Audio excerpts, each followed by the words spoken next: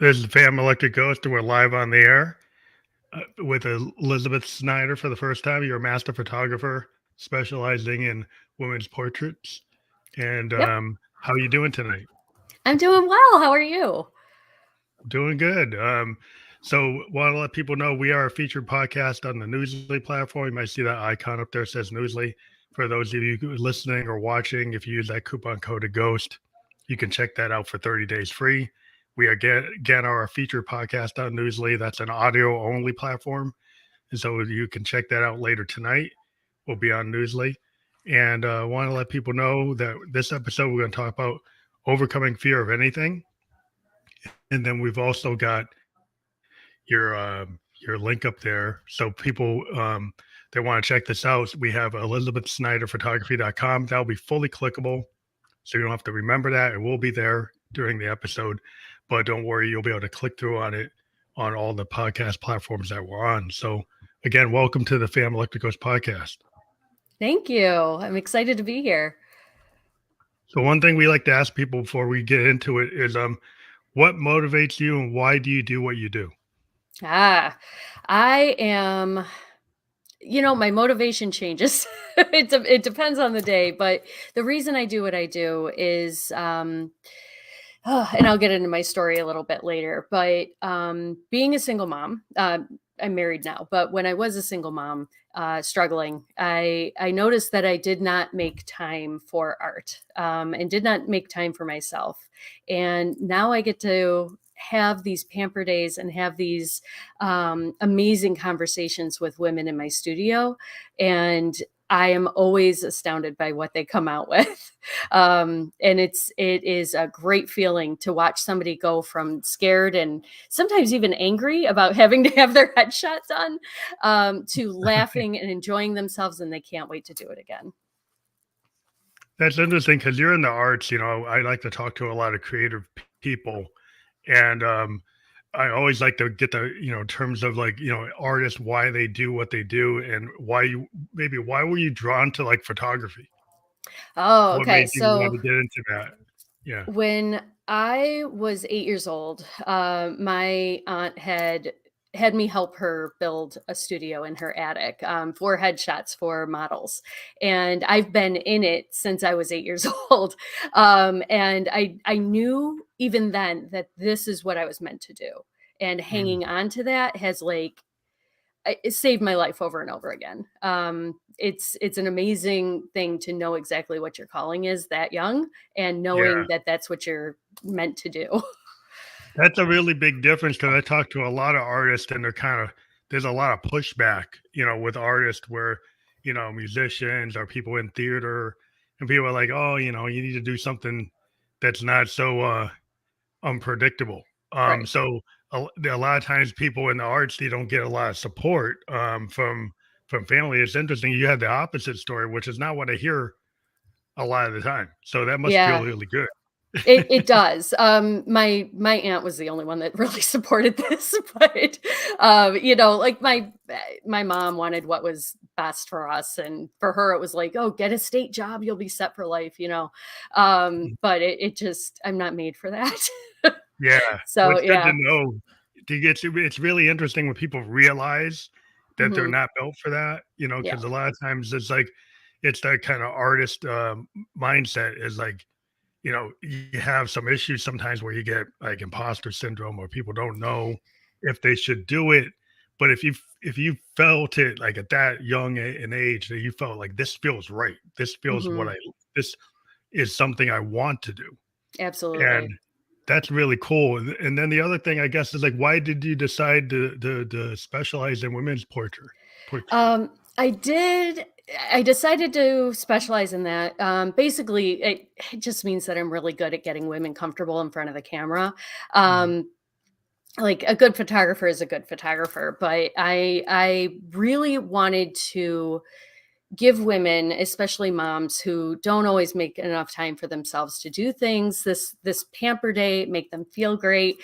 Our Mm. team is all female as well, so it's really supportive atmosphere.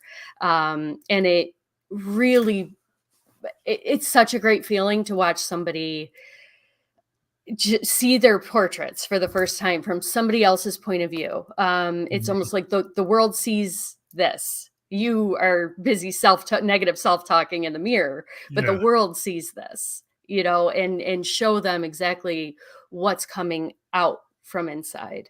And there's really no better feeling than that for me.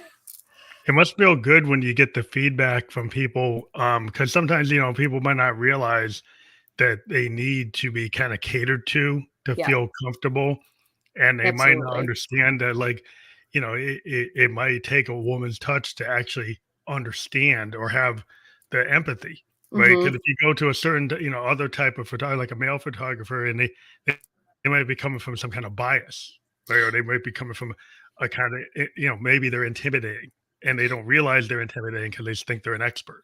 So Right. is that kind of like you get like feedback as from your customers as to like why they feel better with you?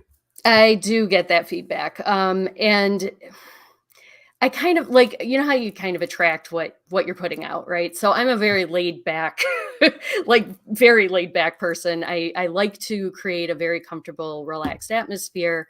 And we're not on airs here, like um we're talking, we're bringing up stuff from when we were teenagers, and getting kind of Mhm. into the stuff. um and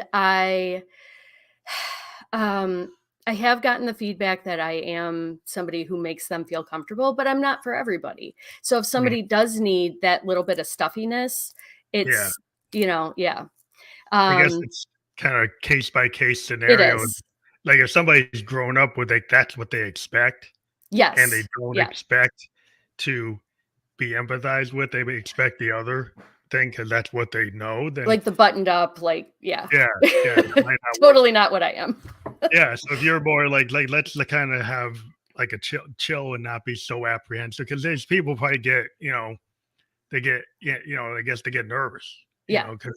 because they like, a lot of times when you're trying to present yourself, it's like you have to get that kind of photography capability to make somebody be more natural. Mhm. So Yeah, instead of like, we laugh a lot. yeah, so We you get laugh them a in lot. that Yep, mindset, right? So you're not going to be so stuffy, or you're going to be more relaxed. So it'll be a good exactly. picture. Yep, for sure. Yeah, and, like I said, our team is all female as well, and it just adds to that, like, collective, feeling of being comfortable in a space with women who are gonna support you. So what are some of the things that people worry about when they first arrive to your studio? What are the Usually things that it's Yeah, usually it's their they weight. Almost oh, everybody is like, "Oh, if I was just 10 pounds slimmer, and you're gonna take care of that in Photoshop, right?" And usually, like, what I like to tell people is we're good for 20 pounds with posing and lighting alone. And I don't use heavy Photoshop. I want it to look like them in the end, right? mhm, But it is usually weight, and that's more of a women's topic because we're bombarded on daily basis from things that cosmetic companies or weight loss stuff, and especially in January they ramp all that stuff up, and they make you feel like if you don't look like this or act like this, then you don't have any worth. And it's been since we were tiny little girls. So and I find yeah, that with men, although they are a little more, some of them can be a little more self-conscious, but most men have that natural confidence, and they go into the poses like that I'm asking them naturally, and they're not a ton of work. yeah, Women, it takes a little while to get them comfortable. And it's because of that negative. expectation.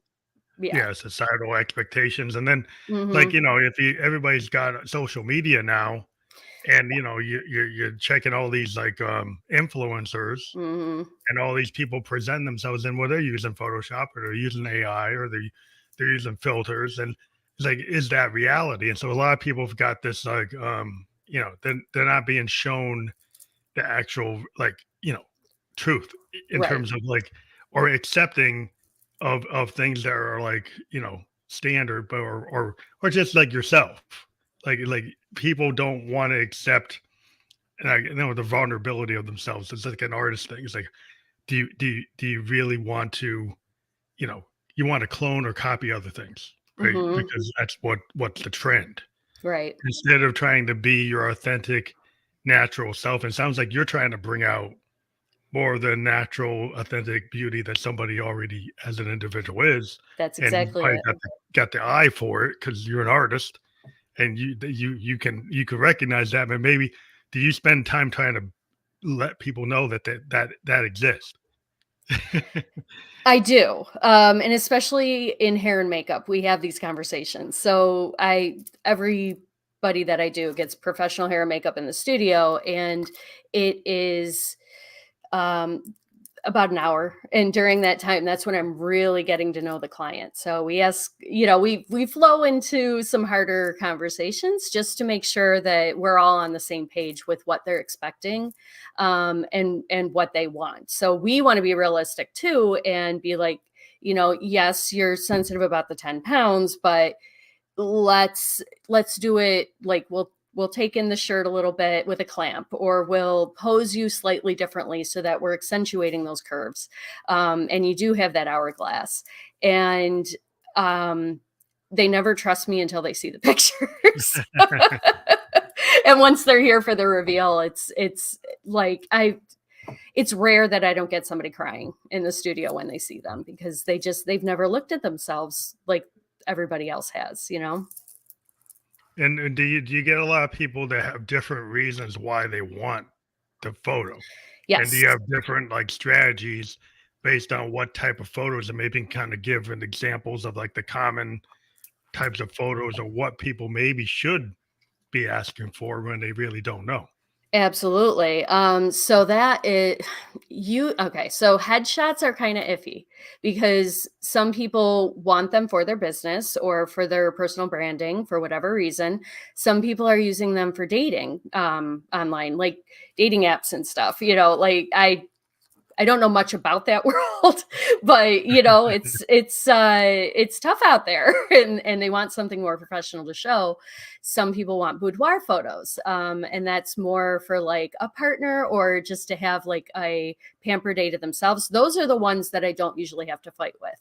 The ones Mhm. that are a little tougher are the people that come in that are there because their job told them that they needed an updated headshot, Oh, and they're upset by it. And a lot of times it's because they're using the same headshot that they had like 20 years ago that they love, right? they But want you to got to use look that. like you. Yeah, Yeah, those are the ones that are a little more difficult.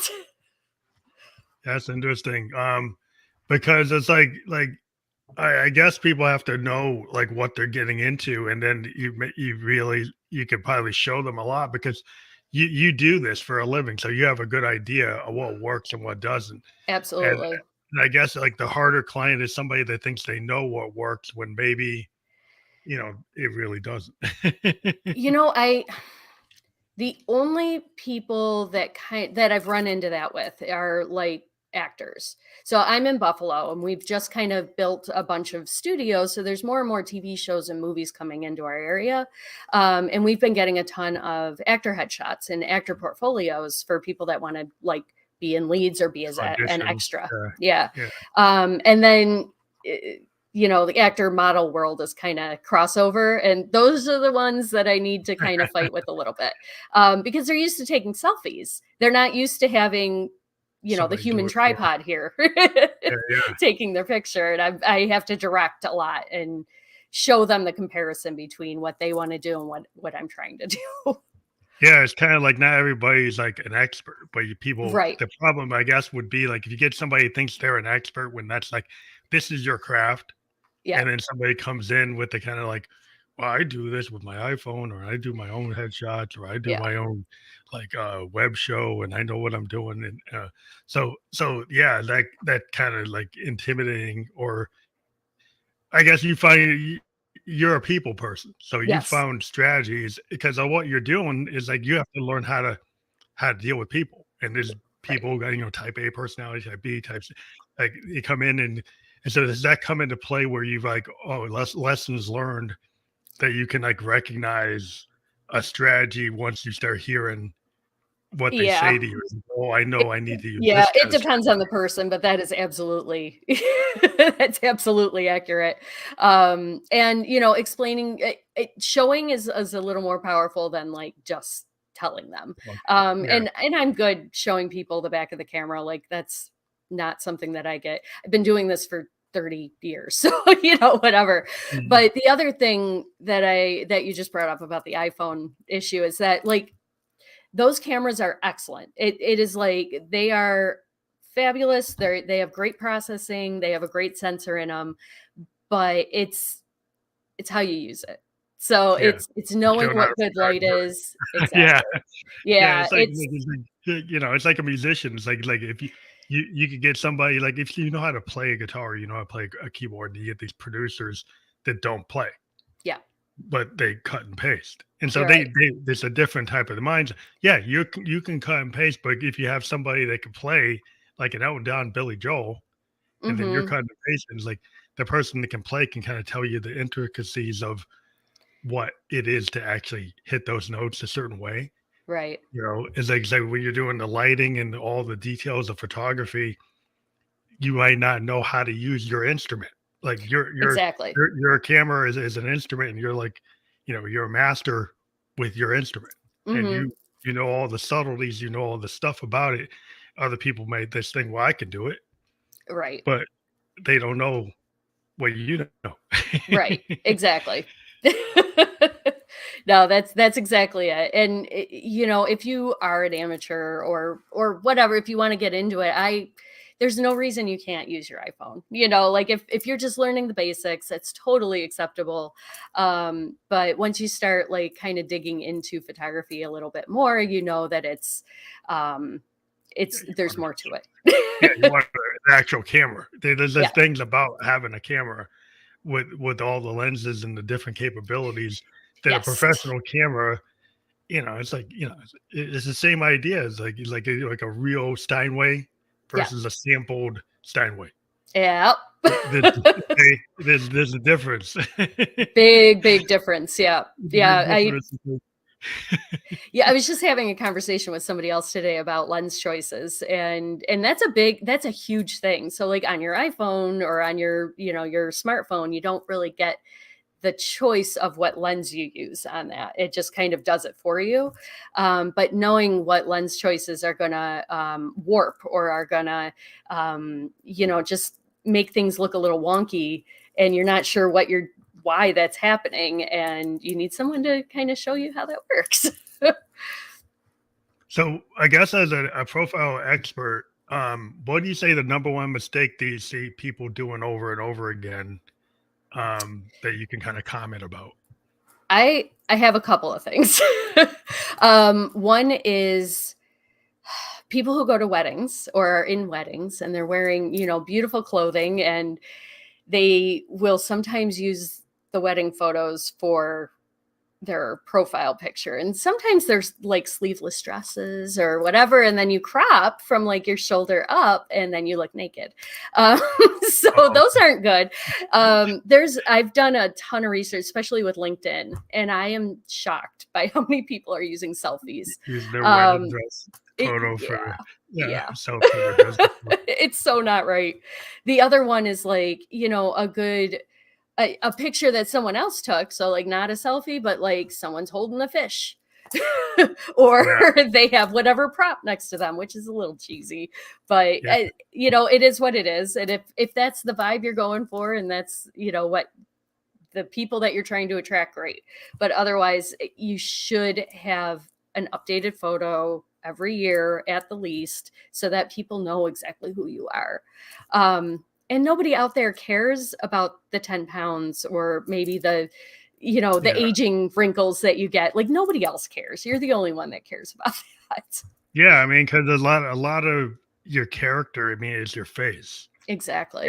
and it's like it's your individual self, Yeah. and people probably think they could make themselves look better, and Right. then that kind of goes to this like perfection kind of aspect, and you probably get a lot of people like you had mentioned, like they want to Photoshop Yeah. and try to make it perfect. And I've kind of been a purveyor of the kind of natural kind of what do you call it, a flow state, like what Yes. happened, like point in time. Yeah. And you're probably a good judge of that point in time because you're setting a mood in your Hmm. studio. You're getting somebody relaxed, and then you kind of take the shots in that moment. You kind of feel the moment, like any artist feels a moment and say, "Well, I want to capture that.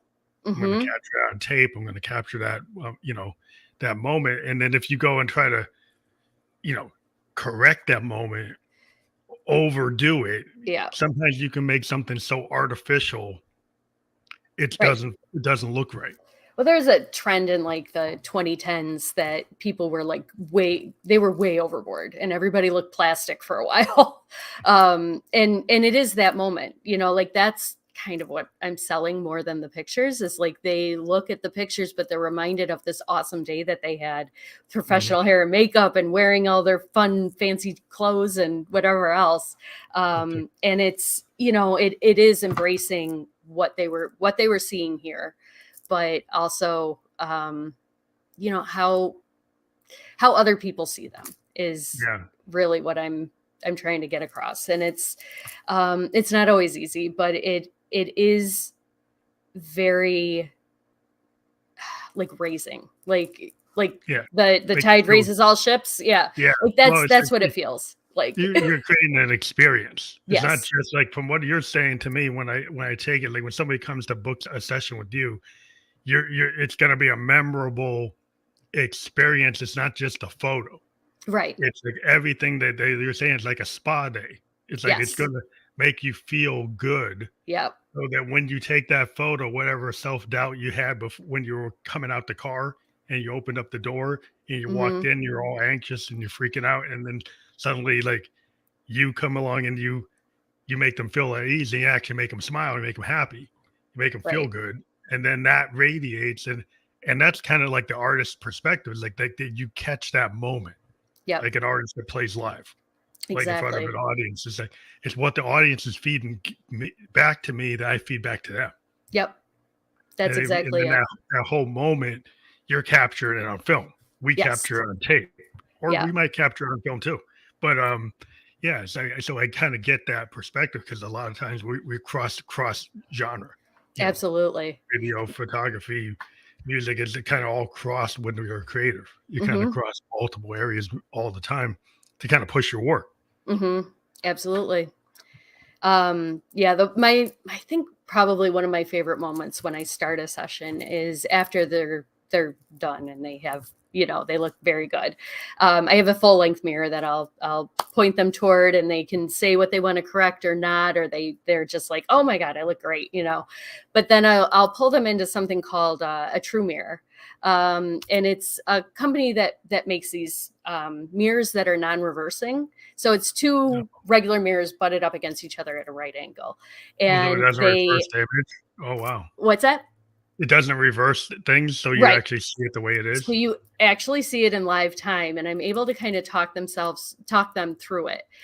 So like I'll show them the regular mirror and then I show them the true mirror, and we go through the whole like, your eyes are the window to the soul. This is what people see when they look at you. What do you think? And Mm, that wow, that is very profound for people. Like that's it's cool. astounding because they've never seen themselves from that point of Yeah, I view. never heard of that. I never heard of a Yeah. true mirror. It's the first time I've ever heard anybody, speak to that.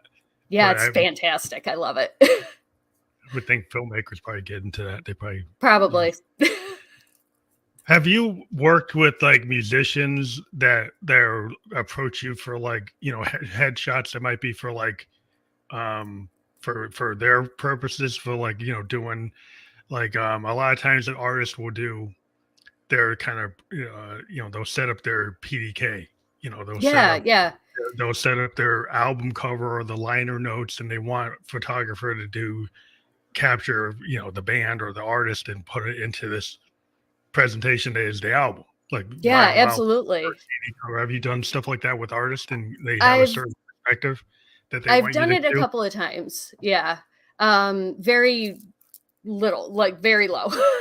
But it's usually actors and models that contact me, but the couple of band shoots that I did were a lot of fun and I would love to do more of them.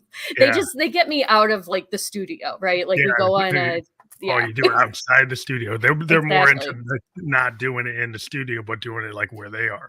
Right. Yeah, Yeah. exactly. And that's always a ton of fun. I love it. But the studio is a different type of thing, where like, if you're an artist, like if somebody's setting up like, podcasters probably Mhm. want like a PDK, they Yeah. probably want to do headshots Mhm. because, we're out here now. This is like a whole new form where we promote our shows. We have the cover photo for what that shows up on Facebook or YouTube or Spotify. Have you run into people wanting that? Yes, I have. And we'll do more branding headshots. Oh, So it's kind man. of a little bit of stuff, and we'll go on location. We'll get all of the details, like the microphone and whatever else they're using. We'll get the office space that they're working in. We'll get their team, and then of course the headshots of everybody to kind of just to have them. Yeah. But yeah, that's more of a branding thing, and I've done a ton of those. I love it. Is a branding like is a totally different mindset when you're doing the branding photo versus like the LinkedIn photo Yeah. versus is a It totally is. different It's completely perspective. different. Yeah, and especially with, wherever they are, like, that's where I should be, and if they don't have, like, an office, like, if it's a home office and it's just a small bedroom or something, then we usually just do it in the studio. But, Mhm. when I go out on location, I have to know if there's windows, I have to know how much light I should bring, and then, of course, having them bring all of making sure that everything that they want to be photographed with is in the space. Um, there's a lot of work that goes into it. That's interesting because there's a lot of work to set up, and Yes. we kind of, musicians, like when we go to set up our sound check, Yep. you know, it's like we have to get all this stuff to make sure the soundboard's going to come out right, and we're checking the levels. So you're checking all your light levels and the natural light and your artificial light, Right. what Right. And camera. if I move, I have to do it all over again. Yeah, and then Yeah. the hair and the makeup. I've never really gone deep into that, but like, how much do you work with like a lot of experts in hair and makeup that you've learned that work well with you? Like, I guess you I built your team, do. but did you when you had to build your team? Did you have to learn things about which people to pick for those roles? I did. And we've been through a few that didn't quite work out. Their availability wasn't like always there. Um, and that's fine. And I'm actually a licensed cosmetologist, so I do know what I'm looking at when I see You them always doing know hair and what you want. makeup. Exactly. But I found there's a, and I'm going to give them a shout out here if that's okay. But Blush Salon in North Tonawanda is excellent. They've been my girls for the last 5 or 6 years now, and they are fabulous. And the owner is contracted with the NFL, and she's got the Real Housewives and everything else under contract. Oh, So wow, that's awesome. yeah, she's amazing, and her girls are absolutely fabulous. I've not had any issues with them at all, and they know exactly what to do and when to do it. It helped you that you already knew something about cosmetology, that you understood some aspects of it, so you didn't have to be totally deferential to the expert, but you kind of know what you want, right? Exactly. So it's good to so you think, is that a mistake that people make when they maybe are a photographer and they don't know? I think Maybe it they need is. to kind of beef up what they don't Yeah. know. Right. Is that Well, and especially if they don't know the terminology or they don't know how to explain what's wrong, and that they need to adjust. oh, yeah. Yeah. So that kind of gets them a little stuck. But there's YouTube videos on it. It's not something they can't learn. It's just not something I think that some people think about that they do need to know.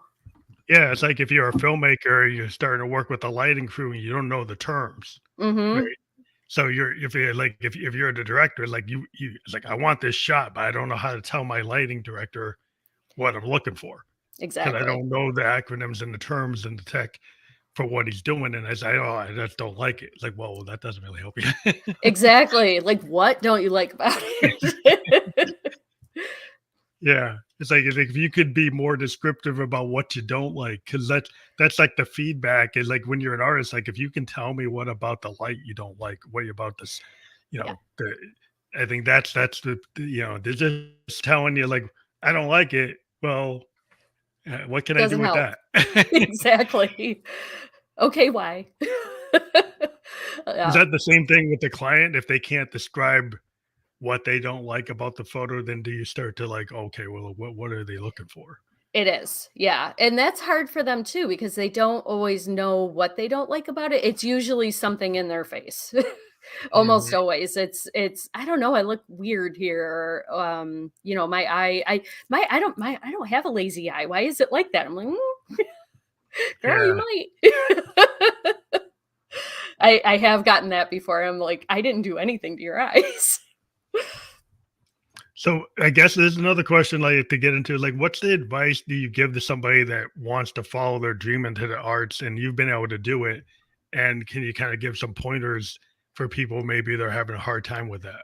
No, absolutely. If you are looking to do something regularly and maybe either help your income that you already have or completely quit your day job and go into it, I mean, start with weekends and see what you're able to do with that.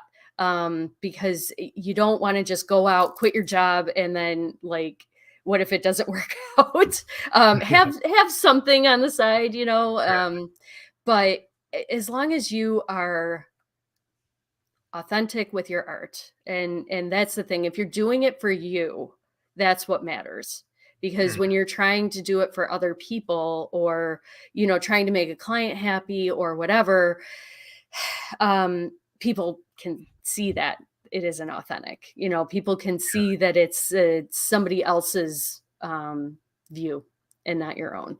That's a big thing, and that's my daughter is going to music school after next year, and that was a big thing because we're like, all right, she's going to be an artist. Let's mhm. figure this out. Yeah. And that was something that I told her too when she's writing her songs. It needs to be something that she wants to hear, that she's not doing it to fit into somebody else's box. She's doing it for her, and those are the things that Yeah. people notice. Yeah. As a producer, the thing I always ask when I'm working with somebody is like, don't show me that you can clone like Taylor Swift or Beyonce or something Right. like that. Show me the song that you're scared to show anybody. Exactly. Because that's the song that's probably close to what I wanna work on, Mhm. because what I wanna work on is like that emerging independent artist that I haven't heard, and I think that you've got something, and Mhm. that's what your vulnerability, your individuality is your edge, Mhm. and so many Yeah. people kinda, like, throw that away and say, "Well, I just wanna try to clone somebody else," because that's kinda like what people are taught. There's like, "Well, I gotta be the standard bearer, I gotta be part of the canon, I gotta that's what it is. It's like it's kind of when you're the outlier that when you show the vulnerability, show the individuality, that's your talent. That's why people want to use your service because you've got this edge they haven't seen somewhere else. Mhm. Exactly. We have Beyonce. Like, she's Yeah, doing her thing, and she's that's doing her great. thing already. Exactly. We need to know what you're gonna show us. Yeah, it's always like, yeah, that's the thing is always interesting. Another thing I always like to ask guests is like, what are three things about yourself that you don't think people would know about you that would be interesting for them to find out about? Alright. So, I I often talk about this with people at the studio, which is also a way to kind of get them to be comfortable with their bodies. I've had cancer twice, and I'm a diagnosed BRCA2, which just means that my body can't fight cancer. Um, so I've had to have a bilateral mastectomy and reconstruction and a hysterectomy, and usually when I tell people this, they kind of put their own stuff in their perspective a little bit, and they're like, "Oh, oh, oh, you're right." You know, like, the Yeah, scar I have from when I was 5 isn't that big a deal, is it? You know? it's not as heavy as And they it thought. It's not as heavy as they Yeah, thought. yeah, exactly. And I mean, I've lived through it. Like, it came from a very traumatic childhood and all the rest, and then got married and had kids, got divorced, had nothing, like there's a lot of things that I went through that was very, very scary. And I still hung on to that dream. Like I still, that's why I say it saved my life, because it is something that I knew innately that I was supposed to Mhm. be doing. So even when I'm at a soul sucking job at the bank, I was Yeah. like wasting their time because I was watching YouTube videos on photography the whole time. It's one of But those you have things your that everybody has their kind of true north or compass, exactly. A lot of times, like, that dream you have. And a lot of artists were kind of people would say, well, it's kind of childish to have like artistic dreams because Yeah. they're like, oh, you should be a banker. You should be this. You should be a lawyer. You should be a doctor. But it's like if something makes you feel good, it's like the creative spark Yeah. that gives you like the reason, like the reason to tour. Like, why do you want like be here? Is Right. because like the poetry makes you feel good, the photography makes you feel the music, the acting, even though you Yeah. might be just doing, local plays, you still love being on stage, right? Right. That's what makes you feel alive. What's wrong with that? That's not like that childlike wonder that you Mhm. get as a creative, it kind of stays with you till you're not here, It you absolutely know, does. Yeah. and it's actually a good thing to have Yeah. because when the other things go away, you still have it. Yep. For sure. No, it is one of those things that I've gotten into lots of fights with family about. And my daughter too. Like she's a high school junior this year, and she was at her dad's and he had a party, and all of his friends were putting her down and telling her that it's not going to happen. Why are you doing this? You better have a good minor, whatever. Like she was very upset. Mhm. Um and I let her know that those are limiting beliefs. You shouldn't Yeah, do that. But I noticed too, like if it's something you love doing, you're gonna want to do it more than you love sleep, right? Like you're gonna make it happen no yeah, matter what. And if you don't have like that kind of feeling, like if I need to do this to breathe, right? But if it's something that it's like I just like to do it, it's fun for me. Like there's nothing wrong with being a weekend warrior, like yeah, yeah. do it when you can, sell what you can, and if that's enough for you, that's great. There's it doesn't have to like you don't need to make like billions of dollars doing what you're No, doing like to be successful. As long as you're happy, you're successful. that's I think the problem. Some people say like, "I want $1,000,000." Like, why do you want $1,000,000? Right. Because, "Oh, it'll give me financial freedom." Well, you could be somebody that owns a pizza shop and you don't make $1,000,000, like, but you have your control of your own destiny because that's what you wanna do. Like, you like Right. having a family business, right? Yep. No, So you're controlling your own destiny, you're controlling your own schedule. You're yeah, like you're in some peace charge of of when mind. you wake up or Yeah. go to sleep, right? Yeah, Yeah, you don't have to be a multi-billionaire to have that exactly. feeling, and that's where Mhm. people get confused. They think every business has gotta hit the billion mark, or you gotta have, 1,000,000 views, you gotta have all these likes. Like, if sometimes it can be that you reach the right person. It's like the law of attraction. Like, Yeah. if you do things and you reach the right clientele, then you build a reputation, and you can be sustainable. There's tons of indie artists Yep. that aren't on big labels that are able to tour the world and they live in a certain level. Like they're never Yes. gonna be like Michael Jackson. They're not gonna be Prince, but they can actually stay in the game Yes. because Yeah. they learned to kind of like be in the zone they're in, but they have control of their destiny. They own their masters. They own their work. They can do the licensing. There's a lot of stuff as creatives today that if you own your licensing, you own your business, you own your techniques and that you patent things, you have a certain thing. So you can make money that way. Yeah. And so it doesn't have to be like you got a billion streams on Spotify to be Right. the biggest artist. You can license a song and then Exactly.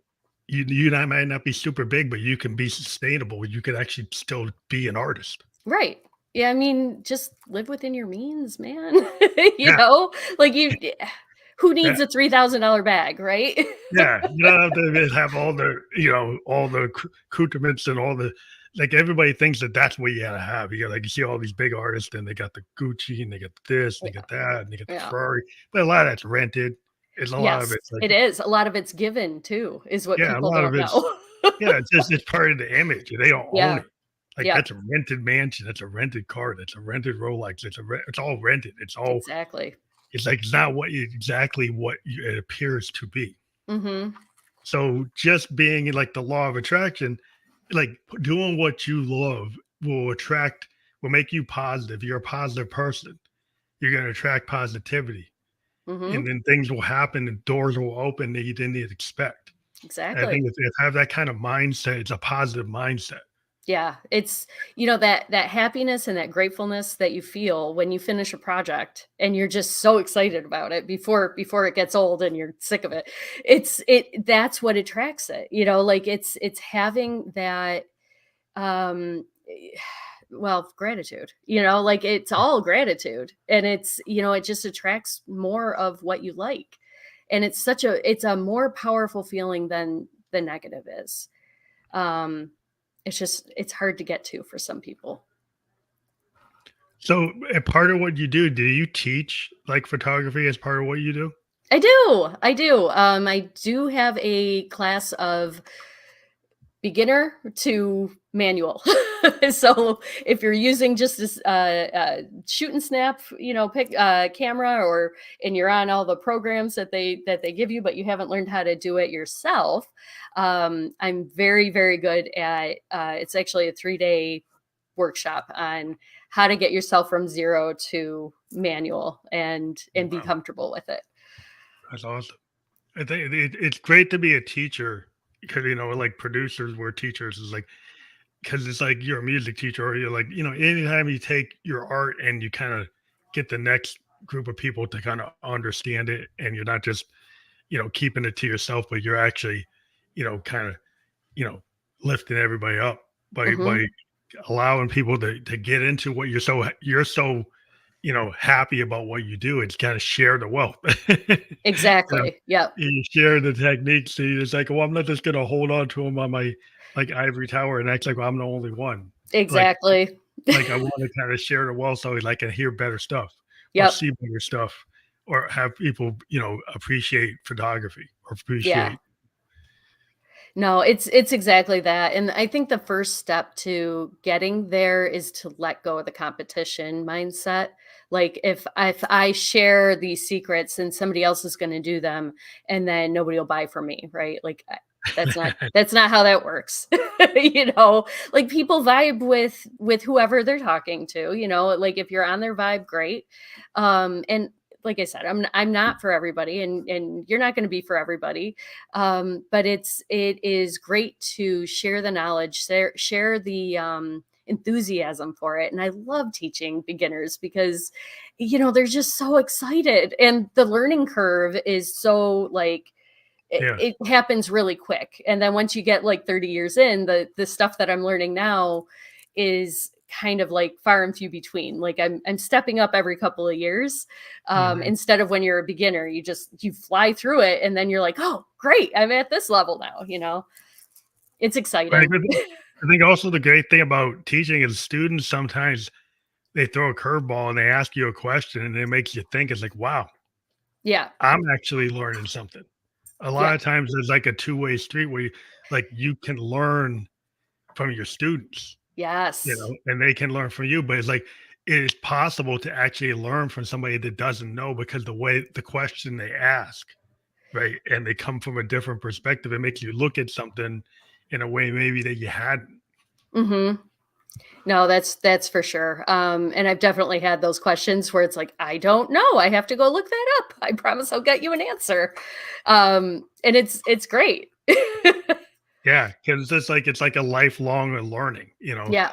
A lot of times it's like you never get to be perfect because you're always in progress, right? You're always building up your aptitude, your capability, because it's like Yes. every day is a day to learn something or experience something different. And just when you get a project and you get this new person, they bring themselves and then they're not like anybody else. So then that's in itself is like a new thing. Every day is like a new thing, right? Yeah. So that's what makes it exciting, that you can actually, Exactly. you got this canvas. And it's like every Mhm. day is a new canvas.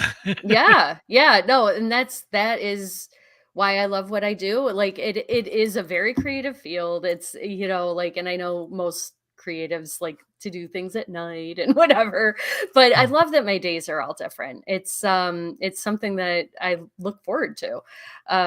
Meeting new people, and I'm an introvert. So like I love mhm. meeting one person at a time. Yeah, Not that's quite the whole you're able to big group control thing. it. Yeah, Yeah, yeah, that's cool that you're able to, you know, to meet people, but, like, do it on your terms and what you're exactly. comfortable with. But I think a Yeah. lot of us artists, we're kinda like, almost every artist, if you think about it, like, most of the time, you're by yourself when you're doing your work. Like, a Mhm. lot of us artists is like a musician is like, how much time am I in my lab? I'm in my Right. bedroom producer studio. I mean, even if I'm in a big studio, I'm kinda in a very small space Mhm. before I ever show anything to anybody. Like, Right. I'm just in this place, thinking it's great until I actually put it in front of somebody. It's like, oh, maybe it's not. Oh, I've totally done that. Yeah. But it's Yeah, like, for oh, sure. it was great for the 5 days I was working on it. Then it's like, oh, reality hit. Yeah. Well, and that's something too that people don't really think about, is that there's always gonna be somebody different or better than, you, and sooner you accept that and are like, "Okay, everything's fine. Chill out," I don't have to be way up there with, Yeah. whoever. Um, it's good to do what I can give, and that's fine.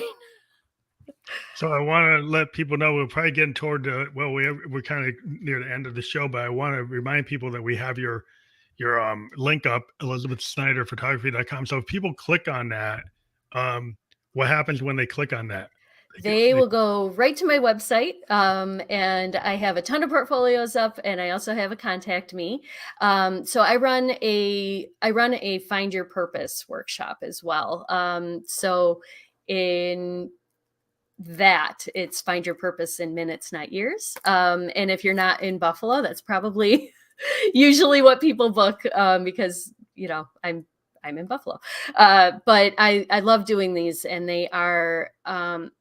People are astounded by what they end up finding out, about themselves. It's a pretty cool workshop. That's awesome. So that's and self discovery and finding out is like a core part of expanding. All into like Exactly. expansive experiences. And I want to thank you for being a guest on the Family Electric Ghost podcast. Thank you so much for It's been having me. great, This has been a and pleasure. I want to let everybody know we'll be on all. Thank you. Yeah, we're Thank on you. all the major podcast platforms. So by tomorrow, you'll be able to check it out and everywhere that you're comfortable watching or listening to podcasts. But thank you for being a guest. Fabulous. Thank you so much. I really appreciate it.